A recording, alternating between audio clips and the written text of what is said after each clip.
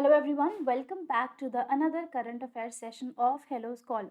अगर आपने हमें अभी तक सब्सक्राइब नहीं किया है तो प्लीज़ हमें सब्सक्राइब करें और सेशन अच्छा लगे तो please do hit the like button. आज है 3 दिसंबर और हम पढ़ेंगे करंट अफेयर्स। तो चलिए स्टार्ट करते हैं क्वेश्चन नंबर 1 के साथ।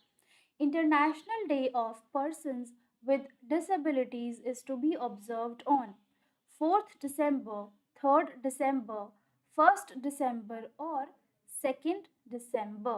हम कब सेलिब्रेट करते हैं international day of persons with disability? बताइए बच्चों। हम सेलिब्रेट करते हैं 3rd of December को। और जैसा कि हम जानते हैं कि ऑलमोस्ट हर डे कौन बनाता है? यूएन बनाता है ना।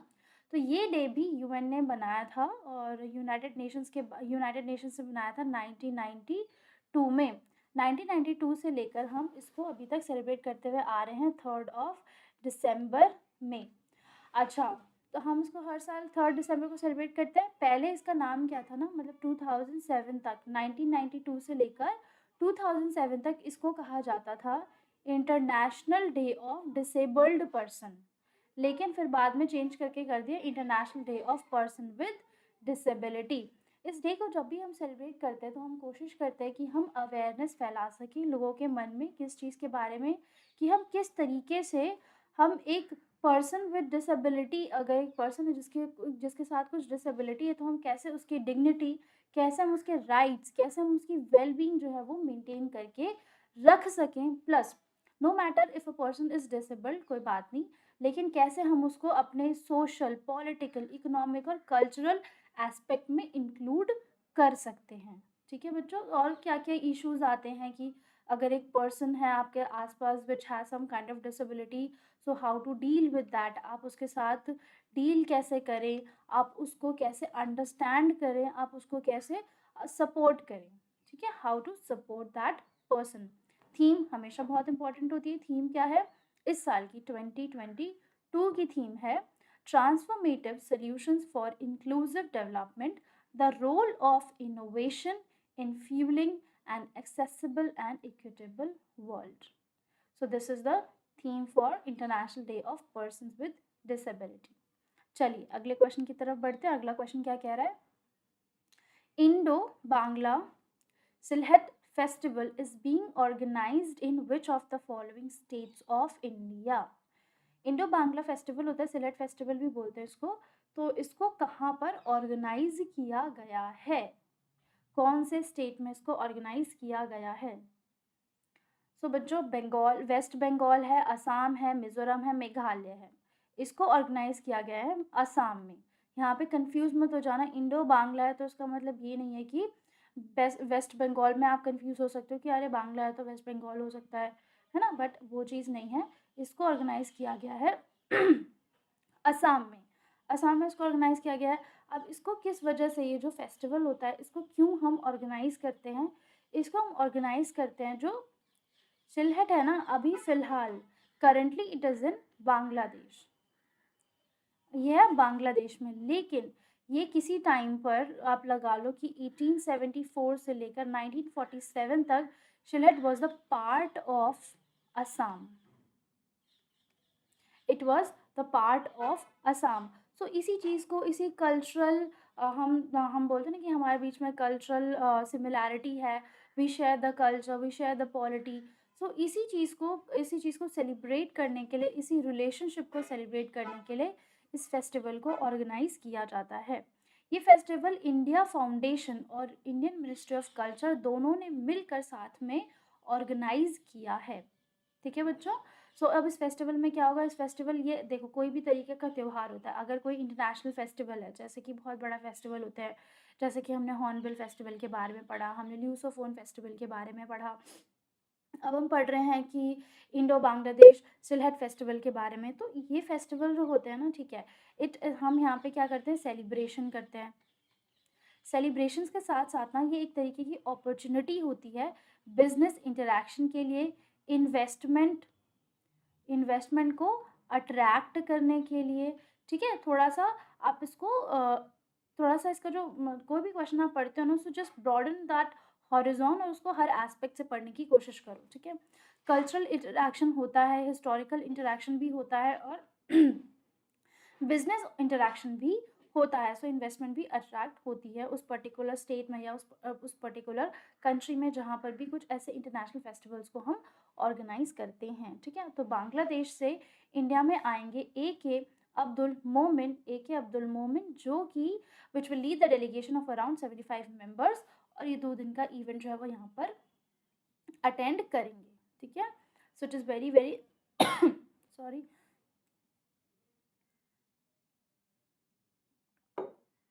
so it is very very important. Next is, consider the incorrect statement about the Vijay Hazare trophy. इस तो ये 4 स्टेटमेंट है, आपको बताने की कौन सा स्टेटमेंट इसमें इनकरेक्ट है, ठीक है। Vijay Hazare trophy is associated with cricket. It is also known as the Ranji one day trophy. Vijay Hazare trophy 2022 has been won by Maharashtra.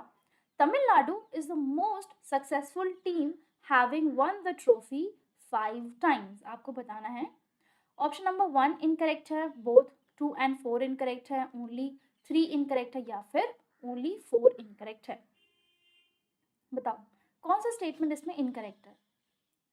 सो बच्चों, option number 3 which says Vijay Hazare Trophy 2022 has been won by Maharashtra is incorrect, ठीक है।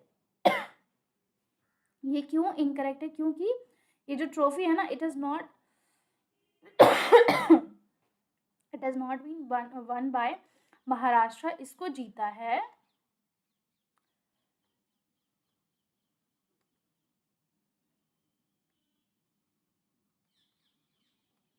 Saurashtra cricket team ने, ठीक है। इनको ये जो है सौराष्ट्र क्रिकेट टीम, उसने इसको जीता, ना कि महाराष्ट्र ने।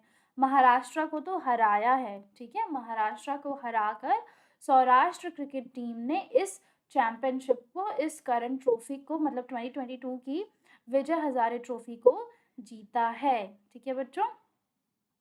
नाउ ये जो जैसे ये किस स्पोर्ट से एसोसिएटेड है, क्वेश्चन 2 तरीके से आ सकता है कि एसोसिएटेड विद विच स्पोर्ट्स, ठीक है। विनर भी पूछा जा सकता है आपसे कि विनर कौन रहा, और it is associated with which sports. And also known as, जैसे विजय हजारे ट्रॉफी है ना, it is also known as Ranji one day trophy. तो एक तो यहाँ से आपका इस एंगल से क्वेश्चन बन जाएगा कि इसको किस नाम से जाना जाता है। तो रणजी वनडे ट्रॉफी के नाम से भी जाना जाता है। कौन से स्पोर्ट्स से एसोसिएटेड है, क्रिकेट से एसोसिएटेड है। करंटली किसने जीता है, सौराष्ट्र क्रिकेट टीम ने जीता है, ठीक है। और इसको सबसे ज़्यादा बार किसके द्वारा जीता गया है, सो तमिलनाडु के द्वारा इसको सबसे ज़्यादा बार जीता गया है फिलहाल, मतलब कि क्योंकि स्पॉन्सरशिप रीज़न की वजह से उसको मास्टर कार्ड विजय हजारे ट्रॉफी भी कहा जाता है। ओके, चलिए नेक्स्ट क्वेश्चन की तरफ बढ़ते हैं। नेक्स्ट क्वेश्चन क्या कह रहा है हमारा, नेक्स्ट क्वेश्चन अगेन फेस्टिवल की तरफ है। Music art and literature festival Swar Dharohar festival is being organised in which of the following state और यूनियन टेरिटरी। कौन से स्टेट या यूनियन टेरिटरी में उसको ऑर्गेनाइज किया जाएगा। गुजरात में किया जाएगा इसको ऑर्गेनाइज, न्यू दिल्ली में, हरियाणा में, या मध्य प्रदेश में। तो मेरे प्यारे बच्चों, इसको ऑर्गेनाइज किया गया है न्यू दिल्ली में, ठीक है। न्यू दिल्ली में जो सेंट्रल विस्ता वाला एरिया है, वहाँ पर इसको सेलिब्रेट किया जाएगा, वहाँ पर इसको ऑर्गेनाइज किया है मिनिस्ट्री ऑफ कल्चर और स्वर धरोहर फाउंडेशन, इन दोनों ने मिलकर इसको ऑर्गेनाइज किया है। और इसको इनॉग्रेट किया गया है हमारे चीफ गेस्ट श्री मेहताब अली, जो कि सितार प्लेयर है, उनके द्वारा, और पंडित ललित प्रसाद, जो कि एक वो क्लासिकल वोकल का मतलब हो गया जो सिंगर है, ठीक है, उनके द्वारा इस फेस्टिवल को ऑर्गेनाइज किया गया है।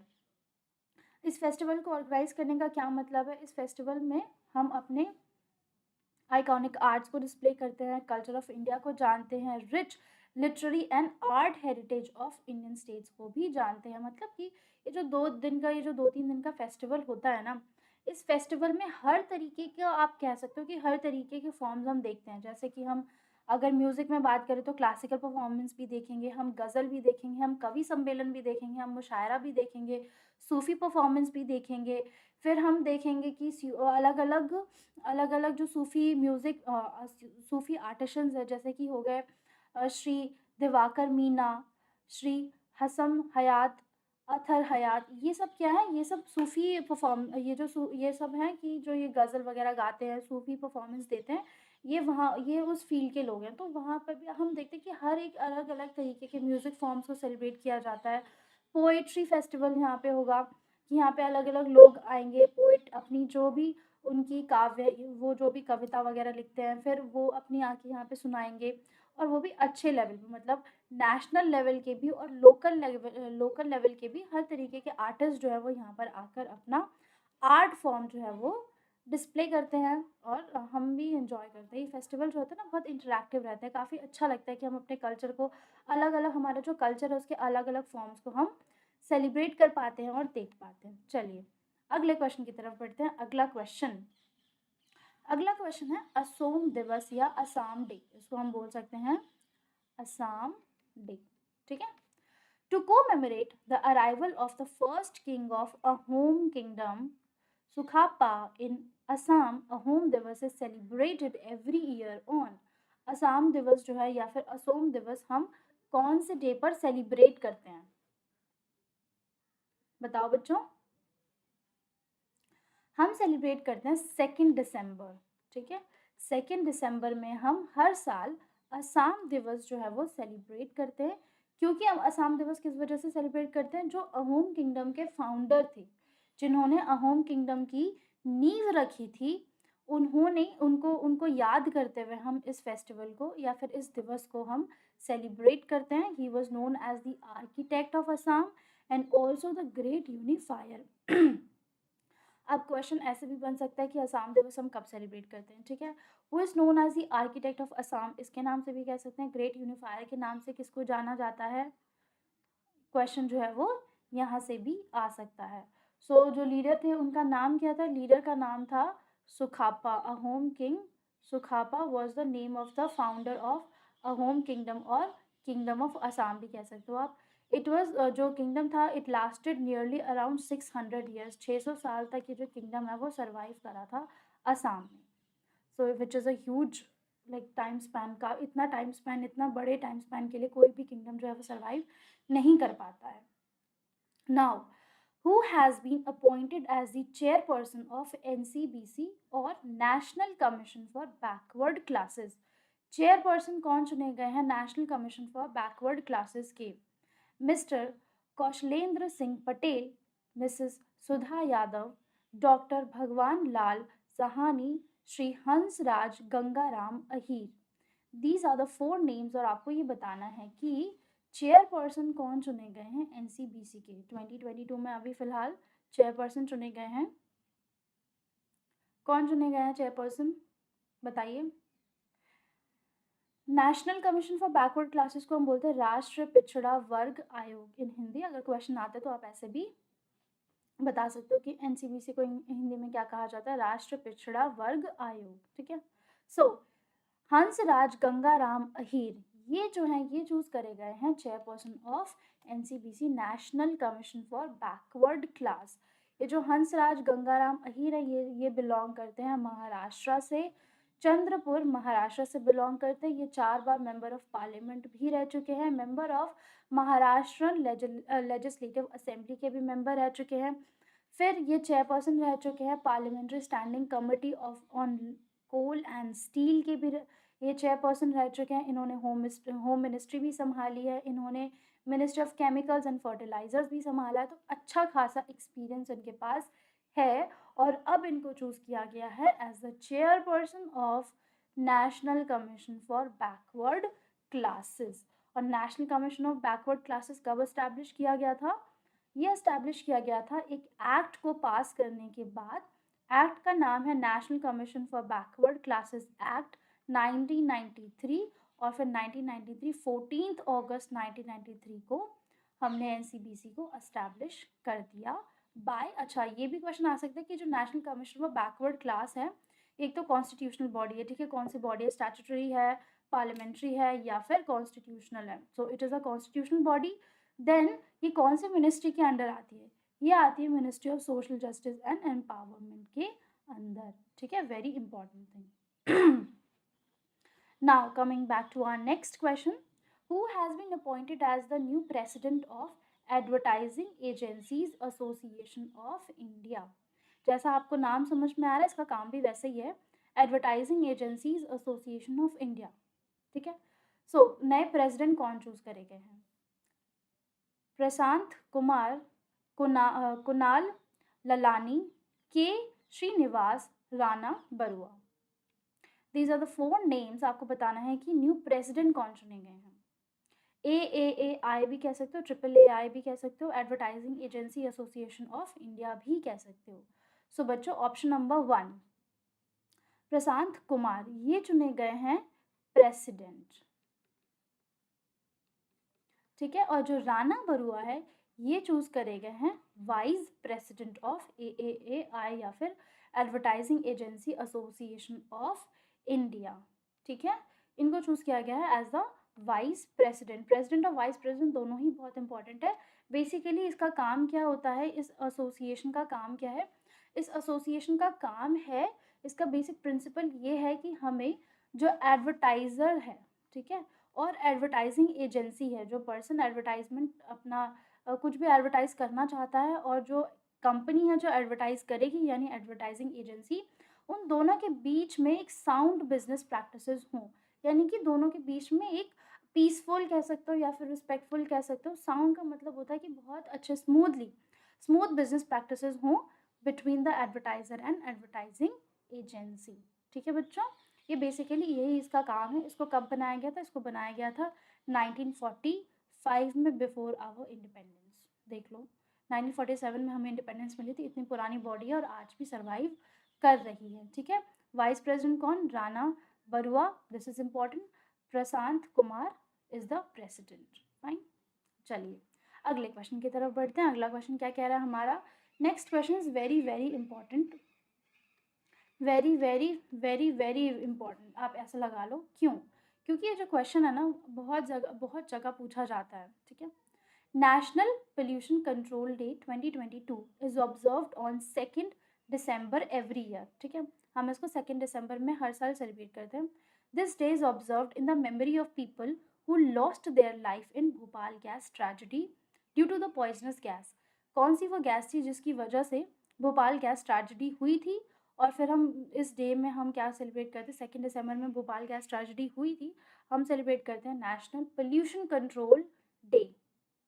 बताइए, सो वो कौन सी गैस थी? सल्फर डाइऑक्साइड रिलीज हुई थी, या मीथेन रिलीज हुई थी, या फिर साइनेट रिलीज हुई थी, या फिर मिथाइल आइसोसाइनेट रिलीज हुई थी? सो बच्चों, मिथाइल आइसोसाइनेट इसको हम कह सकते हैं, दिस इज द आंसर। ये गैस जो है वो रिलीज हुई थी, इसी वजह से भोपाल गैस ट्रेजेडी जो है वो हो गई थी। इसको हम MIC भी कहते हैं, तो कंफ्यूज मत होना अगर आप MIC पढ़ते हो तो इसी वजह से हम इस डे में नेशनल पोल्यूशन कंट्रोल डे जो है वो सेलिब्रेट करते हैं। क्यों? ताकि हम इस डे को सेलिब्रेट करने का ऑब्जेक्टिव ये है, हम अवेयरनेस फैला सकें कि किस तरीके से जो इंडस्ट्रियल डिज़ास्टर्स होते हैं उनको कंट्रोल किया जा सकता है, मैनेज किया जा सकता है। ऐसे कौन से हम मेजर्स ले सकते हैं कि ये आगे से कभी ऐसा डिज़ास्टर जो है वो ना हो। फिर कि जो इंडस्ट्रियल प्रोसेसेस और ह्यूमन नेग्लिजेंस की वजह से जो पोल्यूशन प्रोड्यूस हो जाता है, उसको हम कैसे रोकें, उसको हम कैसे ख़त्म करें या प्रिवेंट करें। देन जो हमारे इम्पॉर्टेंट पोल्यूशन कंट्रोल एक्ट्स हैं उनके बारे में लोगों को जानकारी हो, ये ऑब्जेक्टिव है नेशनल पोल्यूशन डे को सेलिब्रेट करने का। मिथाइल आइसोसाइनाइड जो है वो एक पॉइजनस गैस थी जिसकी वजह से भोपाल गैस ट्रेजेडी हुई थी इन द ईयर 1984 में ये गैस ट्रेजेडी जो है वो हुई थी। बहुत सारे एग्जाम्स में ये क्वेश्चन जो पूछा जाता है और आगे भी पूछा जाता रहेगा। अलग अलग तरीके से क्वेश्चन को बस मोल्ड कर दिया जाता है। नाउ नेक्स्ट क्वेश्चन इंपॉर्टेंट है, which is the highest mountain of India located entirely within the Indian territory? Kanchenjunga, Nanda Devi, mount Everest, Kailash पर्वत। आपको बताना है कि ध्यान से क्वेश्चन पढ़ना, which is the highest mountain of India located entirely with in the Indian territory. So Kanchenjunga, Nanda Devi, mount Everest या फिर कैलाश पर्वत। तो मेरे बच्चों, जो नंदा देवी है that is the correct answer. जो नंदा देवी है वो ऐसा हाईएस्ट माउंटेन इंडिया का जो कि एंटायरली इंडियन टेरिटरी के अंदर है, ठीक है। क्या है, अगर हम बात करते हैं कि हाईएस्ट माउंटेन पीक, ठीक है, अगर कोई क्वेश्चन आता है कि हाईएस्ट माउंटेन पीक क्या है, वो तो हो गई कंचनजंगा। लेकिन जो ना ये क्या करता है, इंडिया और नेपाल, है ना, ये दोनों कंट्रीज़ में, इंडिया नेपाल के साथ, जो इंडिया और नेपाल का जो बॉर्डर है ना, वहाँ पर पड़ता है ये। तो बाउंड्री शेयर हो जाती है इंडिया और नेपाल के साथ। तो लेकिन जो नंदा देवी है, नंदा देवी जो है वो पूरा, नंदा देवी का नंबर जो है वो कंचनजंगा के बाद आता है। ये थर्ड हाईएस्ट पीक है ऑल ओवर वर्ल्ड में, ठीक है, ऑल ओवर वर्ल्ड में ये थर्ड हाईएस्ट पीक है। तो जो कि which is also located in India. So इसी वजह से क्वेश्चन जो है वो मोल्ड करके आया है। सो आपको ध्यान रखना है कि इस तरीके से अगर क्वेश्चन आते हैं तो आप क्वेश्चन कैसे अटेम्प्ट करोगे। Kanchenjunga, Nanda Devi is the second highest mountain after Kanchenjunga, which is the highest in the country. Now, Kanchenjunga जो है वो 23rd highest peak है in the world, and sorry, it is a 23rd highest peak in the world, जो कि किसकी बात हो रही है, नंदा देवी की बात हो रही है। एंड देन कंचनजंगा जो है वो थर्ड हाईएस्ट माउंटेन है इन द वर्ल्ड। नाउ ये न्यूज़ में क्यों है, अचानक से क्वेश्चन क्यों आ गया, नंदा देवी वाला क्वेश्चन क्यों आ गया। ये क्वेश्चन इस वजह से आया क्योंकि अभी हम जानते हैं कि युद्ध अभ्यास प्रैक्टिस किया जा रहा है, ये Indo US joint military exercise है, जो कि to promote the, you can say, to share the skills, to practise, इन सब के बारे में। मतलब जब दो कंट्रीज़ के बीच में एक्सरसाइज कंडक्ट करवाई जाती है तो क्यों कंडक्ट करवाई जाती है, उनके बीच में ट्रस्ट इंक्रीज हो, टेक्नोलॉजी शेयर हो, स्किल शेयर हो, है ना, इंफॉर्मेशन शेयर हो। इन सब चीज़ों की वजह से क्या होता है कि बॉन्ड अच्छा हो जाता है दो कंट्रीज़ के बीच में, ठीक है। So this is the 18th edition of Indo US joint military exercise, Yudh Abhyas. अब 4 सोल्जर्स जो हैं वो, they have been promoted high up on the Nanda Devi during the India US military exercise for the first time, ठीक है, पहली बार ऐसा हुआ। सो इसी वजह से जो नंदा देवी है वो न्यूज़ में आया। Now next, the last question, International Day for Abolition of Slavery is observed on, International Day just for the abolition of slavery is observed on 2nd December, 3rd December, 4th December और 1st December। बताइए, international day for abolition of slavery is observed on 2nd December, ठीक है। 2nd December को हम इस day को celebrate करते हैं। इस डे को सेलिब्रेट करने का क्या पर्पस है, इस डे को सेलिब्रेट करने का पर्पस ये है कि हम लोगों के अंदर अवेयरनेस फैला सके कि किस तरीके से अलग अलग फॉर्म ऑफ स्लेवरी एग्जिस्ट करती है। जैसे कि अगर हम चाइल्ड फोर्स्ड मैरिज की बात करें, चाइल्ड मैरिज की बात करें, फोर्स्ड लेबर की बात करें, फिर मॉडर्न डे स्लेवरी की बात करें, ये सारी चीज़ें क्या है, ह्यूमन ट्रैफिकिंग की बात करें, ये सब क्या है, ये एक तरीके की स्लेवरी ही तो है, ये एक तरीके का बंधन ही तो है कि हम एक इंसान को चाइल्ड लेबर बना देते तो वो लेबर हो जाता है। मैरिज में ज़बरदस्ती शादी कर देते, फोर्स्ड मैरिज हो जाती है छोटे छोटे बच्चों की, तो वो भी एक तरीके से स्लेवरी ही हो गई। फिर अलग अलग फॉर्म्स ऑफ स्लेवरी हैं, उनके बारे में लोगों को अवेयरनेस फैलाना, प्लस कैसे इन सब चीज़ों को रोका जा सकता है, जैसे कि कैसे ऐसे मेजर्स लिए जा सकते हैं कि इन सब चीज़ों को रोका जा सकता है, इन सब चीज़ों को जड़ से ख़त्म किया जा सकता है। लेकिन अगर हम बात करते हैं 2021 की, तो ये पता चलता है कि with the data of international labour organisation, ये पता चलता है कि 10 मिलियन से ज़्यादा लोग जो हैं वो 2021 में मॉडर्न डे स्लेवरी का शिकार हुए। और अगर हम एस्टिमेट लगाएं तो कम से कम 50 मिलियन पीपल जो हैं पूरे दुनिया में, दे आर इन सम और the other kind of slavery, वो किसी ना किसी स्लेवरी में इंडल्ज हैं, उसका शिकार हैं। थीम, वेरी इंपॉर्टेंट थीम क्या है, stories of courage, resistance to slavery and unity against racism. कहीं ना कहीं जब हम डिफरेंस आ जाता है, छोटा बड़ा, कम ज़्यादा, रेसिज्म में क्या होता है, रेसिज्म का मतलब होता है कि discrimination on the basis of colour, that is racism. तो जहाँ पर डिस्क्रिमिनेशन आ जाता है, जहाँ पर डिफरेंस आ जाता है कि that person is below us, right, इस तरीके का जहाँ पर आ जाता है, तो वहाँ पर कहीं ना कहीं जो है वो स्लेवरी ईजाद हो जाती है, या फिर कह सकते हो कि स्लेवरी इज़ बॉर्न। और जो मन में जो भावना होती है ना कि डोमिनेट करने की, स्लेव बनाने की, वो सब चीज़ें भी आ जाती हैं। बट कई बार क्या होता है कि स्लेवरी जो है वो कमर्शियली प्रैक्टिस की जाती है, जैसे कि फोर्स्ड लेबर की तरीके से। जो छोटे-छोटे बच्चे होते हैं चाइल्ड लेबर के तरीके से बच्चों से हम बहुत सारे लोग होते हैं वो बेगिंग करवाते हैं। इसी वजह से हम अवॉइड करते हैं कि जो बेगर्स होते हैं, जो छोटे बच्चे होते हैं, उनको कभी भी पैसा नहीं देना चाहिए।